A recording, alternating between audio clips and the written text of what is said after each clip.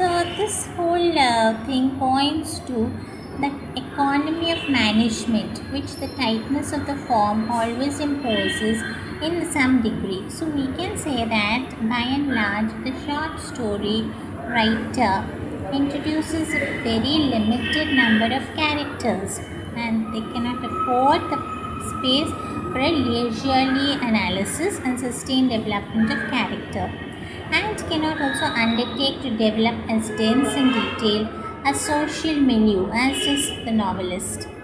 So he often begins now his story close to or even on the verge of the climax, minimizes both prior exposition and the details of the setting, keeps the complications down, and clears up the denouement quickly, sometimes in a few sentences. So the central incident is selected to reveal as much as possible of the totality of the protagonist's life and character, and the details are devised to carry maximum significance.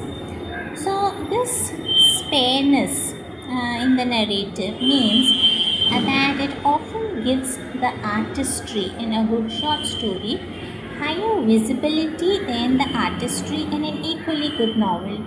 Many distinguished short stories, however, depart from this paradigm in various ways.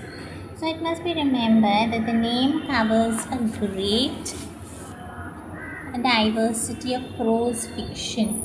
This is all the way from the short story, which is a slightly elaborated anecdote of perhaps 500 words, to such long and complex forms as Melville's Billy Budd, Henry James' The Turn of the Screw, and Conrad's Heart of Darkness, whose status between the tautness of the short story and the expansiveness of the novel is sometimes indicated by the name novelette. Now, historically, the short narrative in both verse and prose, is one of the oldest and also the most widespread of literary forms. So some of the types which preceded the short story are the fable, the exemplum, the folk tale, and the fableau, the